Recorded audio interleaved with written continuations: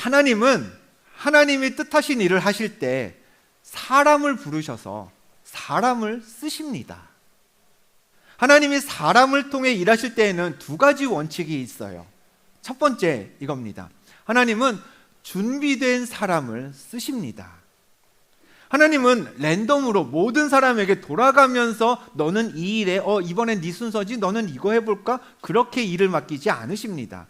여러 사람들 중에서 준비된 사람에게 하나님의 역사를 써내려갈 기회를 주십니다. 두 번째 원칙은 이겁니다. 하나님이 맡기시는 일의 주권은, 그러니까 결정권은 우리가 아니라 하나님에게 있습니다. 이게 무슨 이야기냐? 이렇게 이해하시면 될 것 같아요. 자, 예수 믿고 구원받아서 신앙생활을 이어가는 우리는 하나님의 말씀을 믿고 그 말씀에 순종하면서 점차 조금씩 하나님의 일을 맡을 사람으로 성장해 나갑니다. 준비가 되어가는 거죠. 그런데 그 준비 과정을 겪다 보면은 우리에게 너무 힘들게 느껴지는, 육체적인 준비도 그렇잖아요. 벌크업을 하려고, 근육을 늘리려고 워크아웃 막 하다 보면은 도저히 못하겠다, 때려칠까 하는 때도 있습니다. 영적인 준비도 마찬가지예요. 하나님 안에서 우리가 영적으로 한 단계 높아지다 보면 도저히 더 이상 못 견딜 것 같은 힘든 때가 있습니다. 그런데 그 준비되는 시간 동안 우리는 내가 앞으로 이런 일을 맡기 위해서 지금 요런 훈련을 받아가고 있구나 라는 걸 알 수가 없습니다. 왜냐? 일 맡기는 대상, 누구한테 맡길 거냐죠? 그리고 일 맡길 내용, 무슨 일을 맡길 거냐겠죠? 이 두 가지, 누구에게 무슨 일을 맡길 것인지에 대한 그 주권, 결정권은 누구에게 있어요? 하나님에게 있기 때문입니다. 대표적인 경우가 모세예요. 원래 모세는 애굽의 왕자로 자랐습니다. 그러다가 한 40살 무렵에 자기 동족인 유대 사람들을 위해 준답시고 편을 들어주었다가 사고를 냈어요. 사람을 죽였습니다. 애굽 사람을. 그리고는 그 길로 미디안 광야로 도망쳤습니다. 도망가서는 목동이 되어가지고 양을 치면서 오랜 시간을 보냈습니다. 그럼 그 당시에 목동은요, 정말 아무나 할 수 있는 일이었어요. 미천 하나 없어도 시작할 수 있는 일의 대표적인 예시였습니다. 그 목동으로 보냈던 시간 동안 모세가 그래, 나는 훗날 내 동포를 애굽에서 이끌어갈 사람이 되어야 하니까 지금 여기서 연단받고 훈련받는 과정 중에 있는 거야 라는 걸 깨닫고 생각을 했을까요? 전혀 아니에요. 모세는 그 양치기로 목동으로 광야에서 지내면서 자신이 왕자였는데 한낱 양치기가 되었다는 사실 때문에 아마 매일같이 한숨을 푹푹 쉬면서 그렇게 괴로운 날들을 보냈을 겁니다. 내가 지금 여기서 뭐 하는 거야? 내 인생이 어쩌다 이렇게 됐을까? 이런 생각을 가지면서 말이죠. 그런데 시간이 지났습니다. 하나님이 출애굽이라는 그 위대한 일을 위해 모세를 선택하셨고 부르셨어요. 모세가 그 부르심에 거절도 하고 사양도 했지만 어쨌든 그 부르심에 따라서 이스라엘을 출애굽시켰습니다. 출애굽 이후에 이스라엘 민족을 데리고 어디로 나갔나요? 광야로 나갔죠. 근데 광야로 나가보니 흔히 하는 말로 그 광야는 모세의 나와바리였습니다. 이스라엘 사람 중에 그 광야를 제대로 경험한 사람이 없어요. 다 애굽에서 종으로만 살았지 광야에 나와서 광야의 길은 어떻게 되고 여기서 먹고 사는 방법은 뭐가 있고 이걸 모세만큼 아는 사람이 없었던 겁니다. 그러니 정작 모세가 광야에서 이 양을 치면서 막 훈련되고 준비되는 그 과정 중에는 모세도 몰랐어요. 왜 자기가 그런 시간을 보내야 되는지. 그런데 시간이 지나서 돌아보니까 자기는 헛살았다, 내 인생이 왜 이렇게 망가졌나 여겼던 그 시간이 사실은 하나님이 모세를 훈련시키셨고 출애굽의 여정 가운데 쓰시기 위한 시간이었구나라는 게 당시에는 몰랐으나 나중에 모세에게 깨달아졌던 겁니다. 또 유명한 사람 있죠. 창세기에 나오는 요셉, 마찬가지입니다. 요셉은 형들의 미움을 받아서 애굽으로 팔려갔어요. 그리고 보디발이라는 사람 집에 종이 되었습니다. 팔려와서 종이 된 것도 기분 나쁜데 거기서 죄를 피하려다가, 죄 짓지 않으려다가 도리어 감옥에 갇히는 상황이 되었습니다. 그때 요셉이 무슨 생각했을까요? 나는 지금 훗날 애굽의 총리가 되기 위해서 훈련받고 있는 거야. 잘 참아내서 이 다음에 내가 위대한 총리가 되어야지. 그랬을까요? 아닙니다. 형들에 대한 원망, 자기가 겪은 일에 대한 억울함, 이런 감정들로 아마 요셉은 잠을 설쳐가면서 막 잠도 제대로 안 오고 그 분노에 들끓어서 그런 시간들을 보냈을 겁니다. 근데 나중에 애굽의 총리가 되고 보니 자신이 보냈던 그 끔찍한 과거들의 의미가 나중에야 깨달아졌던 거죠. 아, 이래서 하나님이 나에게 이런 지난 날들을 경험하게 하셨구나. 이게 나중에 시간이 지나서야 알아졌던 겁니다. 자, 이처럼 하나님의 일 맡을 자로 성장하기 위해 우리가 훈련받는 동안에는요, 내가 나중에 이런 일을 맡기 위해서 지금 이런 훈련을 받고 있는 거구나, 이게 우리한텐 깨달아지질 않아요. 근데 나중에 하나님께 쓰임받게 되면 그때서야 조금 알게 되는 겁니다. 아, 내가 그때 지었던 한숨이 이래서 필요했던 거구나. 내가 그때 흘렸던 그 많은 눈물이 오늘을 위해서 흘렸던 눈물이었구나. 그러면서 결국 이렇게 고백하게 되는 거죠. 하나님, 모든 것은 하나님이 하셨네요. 하나님께서 저를 여기까지 이끄셨네요. 하나님께서 저에게 그 많은 시간들을 훈련시키시고 연단시키시면서 오늘 이 영광의 자리까지 하나님이 이끌어 주셨네요. 하나님의 일과 관련된 모든 결정권, 주권은 하나님께 있다는 증거가 되겠죠. 자, 오늘 본문을 봅니다. 오늘 본문은 하나님의 구속사, 모든 사람을 구원하기 위한 그 놀라운 사건, 성경에 기록된 가장 위대한 사건, 하나님이 인간이 되셔서 세상에 오신 그 성육신 사건이 어떻게 시작되었는지를 기록하고 있는 게 누가복음 1장입니다. 우리가 성탄절이면 늘 보게 되는 말씀이죠. 자, 이 중요한 계획을 실현하기 위해 하나님이 쓰신 인물이 있어요. 오늘 본문에 나오는 누구죠? 마리아입니다. 이토록 중요한 일, 성경에서 가장 중요한 일, 우리가 구원받기 위해서 없어서는 안 되는 사건, 아기 예수가 이 땅에 오신 그 일을 위해 하나님이 마리아라는 한 사람을 쓰셨다는 건, 여러분 바꿔서 말하면요, 마리아는 이 놀라운 기적이 일어나도록 쓰임받기에 합당한 사람이었다는 얘기가 됩니다. 그 일을 위해 충분히 준비되어 있었던 사람이라는 거죠. 왜요? 조금 전에 말씀드린 대로 하나님은 아무나 골라서 랜덤으로 일 맡기시는 분이 아니시거든요. 잘 준비된 사람에게 그 일에 맞는 능력을, 믿음을 가진 사람에게 맡기는 분이시기 때문에 그렇습니다. 그럼 우리가 배워야 할 건 이거죠. 마리아가 어떤 면에서 준비된 인물이었냐 하는 겁니다. 그 관점에서 오늘 말씀을 한번 들여다볼게요. 어느 날 천사 가브리엘이 마리아에게 나타나서 이렇게 말했습니다. 누가복음 1장 30절입니다. 천사가 이르되 마리아여 무서워하지 말라. 내가 하나님께 은혜를 입었느니라 했어요. 자, 무서워하지 말라는 얘기를 했습니다. 친구가 갑자기 여러분한테 나타나요.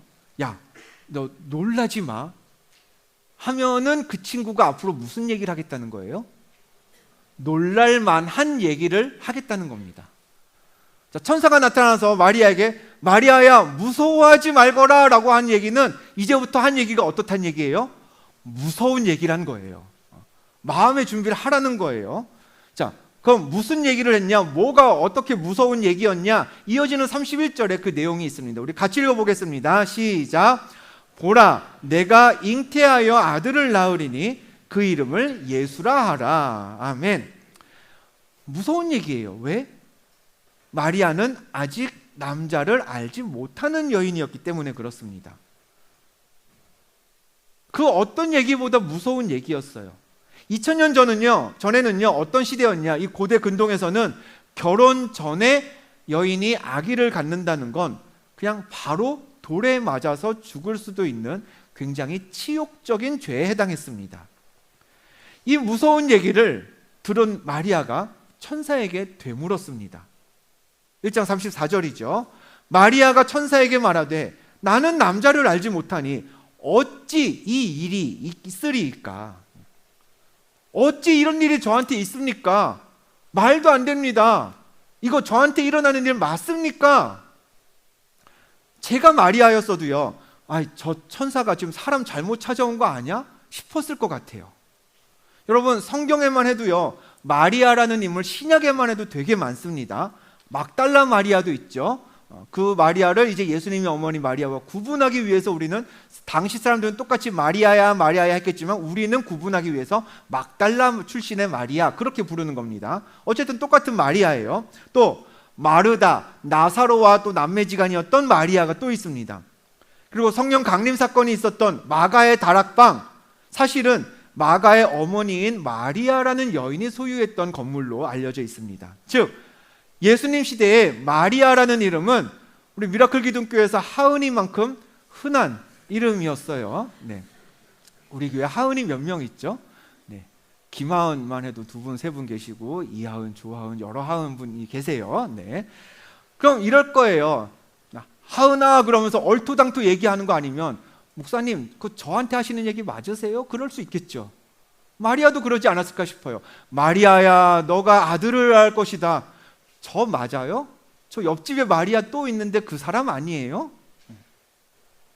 그런데 그런 마리아에게 천사가 뭐라고 했을까요? 이렇게 얘기했습니다. 같이 읽어봅니다. 시작. 천사가 대답하여 이르되 성령이 내게 임하시고 지극히 높으신 이의 능력이 너를 덮으시리니 했습니다. 성령이 누구에게? 옆집 마리아 말고 너 마리아에게 임할 거야. 지극히 높으신 하나님의 능력이 저 건넌 마을 마리아 말고 너를 덮을 거야 라고 콕 집어서 마리아 너라고 이야기를 해주십니다. 그러자 마리아도 이 어찌 이런 일이 내게 있겠습니까? 라고 품었던 의문을 내려놓아요. 오늘 본문 38절 같이 읽어볼까요? 시작. 마리아가 이르되 주의 여종이오니 말씀대로 내게 이루어지이다. 아멘. 내게 이루어지이다 라는 마리아의 선포는 우리가 2가지로 정리해 볼 수 있을 겁니다. 첫째, 마리아에게는 믿음이 있었습니다. 근데 그 믿음은 그냥 믿음이 아니에요. 분별하는 믿음이었습니다. 마리아는 하나님이 이루시는 일의 모든 주권, 모든 결정권은 하나님이 갖고 계시다라는 사실을 믿었어요. 그 믿음이 마리아에게 있었어요. 나는 갑작스럽고 당황스럽지만 하나님은 내가 준비되었다고 판단하셨구나. 내 당황스러움과는 상관없이 하나님이 이제는 하나님의 때가 되었다고 여기셨으니 나를 통해서 하나님의 뜻을 이어가시겠구나. 그래서 마리아는요 이렇게 고백한 거죠. 제가 하나님의 뜻을 이루겠습니다. 이게 아니라, 능동태가 아니라 말씀대로 내게 이루어질 줄 믿습니다. 말씀대로 내게 이루어지이다 라고 수동태로 그 말씀이 하나님에 의해 강권적으로 이루어질 거라고 선포했습니다. 자기한테는 주권이 없다는 거죠. 하나님이 뜻을 정하셨고 때를 정하셨으니 그 말씀 이루어지는 줄 믿습니다 라고 하나님의 주권의 입장에서 선포한 겁니다. 자, 2번째, 마리아의 믿음이 그렇게 분별하는 믿음이었던 것만큼 그의 순종도 그냥 순종이 아니었습니다. 즉각적인 순종이었습니다.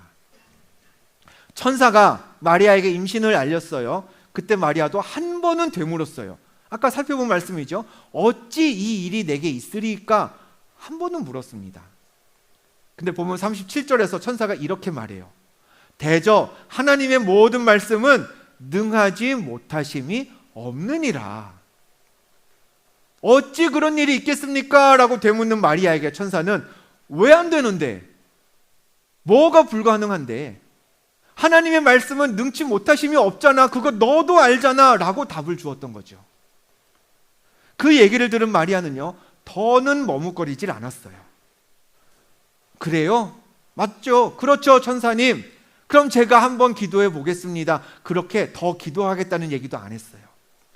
능치 못하실 일이 없는 하나님이 하나님의 주권으로 하나님의 뜻을 펼치신다는 믿음이 마리아에게 생기자 마리아는 즉각 순종했습니다. 하나님, 제가 감당할 수 있을까요? 하나님, 다 좋은데 저는 할 수 있습니다. 낳을 수 있어요, 그 주신 아기. 근데 제 약혼자 요셉한테는 어떻게 말해야 되죠? 마리아는 이런 거 묻지 않았어요. 그런 문제들까지 하나님이 하나님의 방식대로 해결하실 것을 믿고 마리아는 바로 인정하고 선포했습니다. 살다 보면 이래저래 소원을 빌 기회가 있죠. 가장 흔하게 우리 생일 때 촛불 끌 때 불기 전에 간단히 소원을 빕니다. 또 언제 여러분은 소원 비시나요?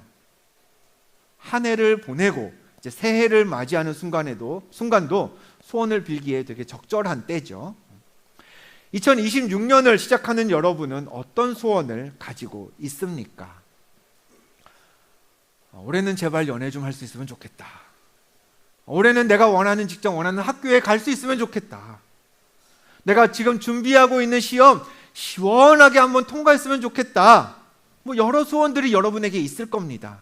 근데 그게 잘못된 소원이란 얘기가 아니라 여러분이 빌게 될 소원 중에 이것 하나는 우리가 빼놓지 않았으면 좋겠어요. 어떤 소원? 하나님, 어제보다 오늘, 오늘보다 내일 내가 하나님께 더 쓰임받는 자녀 되기를 원합니다.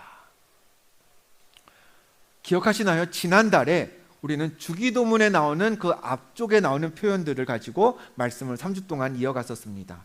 한번 볼까요? 화면 넘겨주시죠. 네.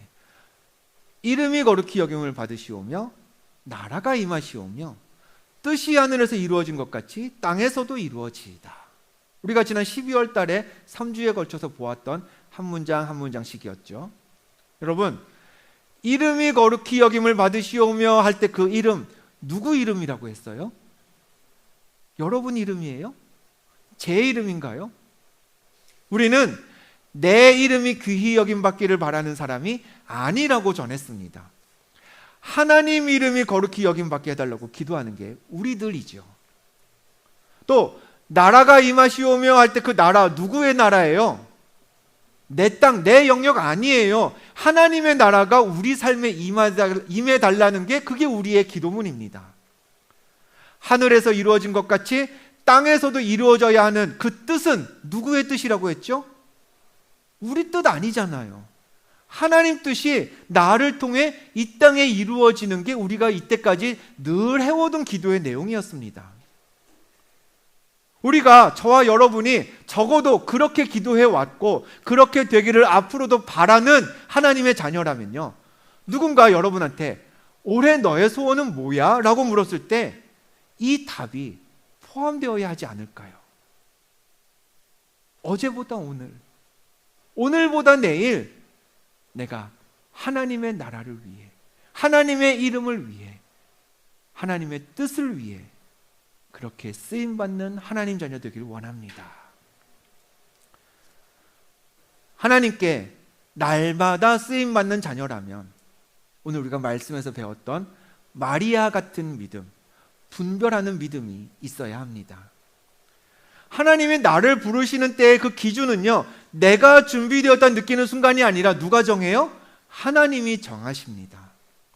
하나님이 나를 쓰고자 하시는 그 일의 기준도 마찬가지예요. 내가 하고 싶은 일이 무엇이냐에 따라 정해지는 게 아닙니다. 하나님이 무슨 일을 나에게 맡기길 원하시느냐에 따라 나의 소명이 달라진다는 그 믿음, 즉 하나님의 계획과 하나님 나라의 일의 그 주권은, 결정권은 하나님께 있음을 믿음으로 분별할 수 있는 저와 여러분이 되기를 축복합니다. 주권이 하나님께 있음을 믿는 사람은요, 마리아처럼 즉각 순종할 수 있습니다. 하나님이 맡기신 일을 하면 여러분 모든 진행 과정이 다 순탄할까요? 하나님이 맡기신 일을 내가 맡아서 진행하면 반대하는 사람 아무도 없을까요? 아니요. 순탄하지 않을 거예요. 반대하는 사람 물론 있을 겁니다. 그러나 그 모든 과정과 반대까지도 주권자이신, 결정권자이신 하나님이 하나님의 방법대로 사용하실 것을 믿으면 기도 한 번 더 해보겠다고 핑계대는 대신에 마리아처럼 그 말씀이 나에게 이루어지이다. 하나님, 그 말씀이 나를 통해 이 땅에 이루어질 줄 믿습니다. 그렇게 순종할 수 있는 거죠. 2026년 기둥교회 그리고 미라클 기둥교회는 믿고 순종이라는 단순한 이 두 단어를 우리의 삶의 목표로 삼았습니다. 그래서 우리가 지난 송구영신 때 입었던 티셔츠, 오늘 우리 세이 찬양팀이 또 입고 있는 옷이기도 하죠. 이 티셔츠 가슴팍에 여러분 다 확인하셨나요? Trust and Obey, 믿고 순종이라는 표현을 새겨 넣었습니다. 먼저 우리가 할 일은 뭐예요? 믿는 겁니다. 마리아처럼 우리를 사용하셔서 일하시는 하나님께 모든 일의 주권이 있음을 분별하면서 믿어야 합니다. 그리고 그 믿음 따라 순종하며 삽시다. 주권을 가지신 하나님이 말씀으로 우리에게 시그널을 주셨으니 머뭇거리지 말고 순종하는 하나님의 백성이 되기를 축복합니다. 마리아는 그 두 가지 면에서 완벽하게 준비된 인물이었어요. 그래서 모든 인류를 구원하기 위해 하나님의 역사, 모든 인류를 구원하기 위한 그 하나님의 역사에 쓰임 받았습니다. 이제 시작하는 한 해 분별하는 믿음과 즉각적인 순종으로 여러분도 하나님 나라의 역사에 동참하시기를 주님의 이름으로 간절히 축원합니다.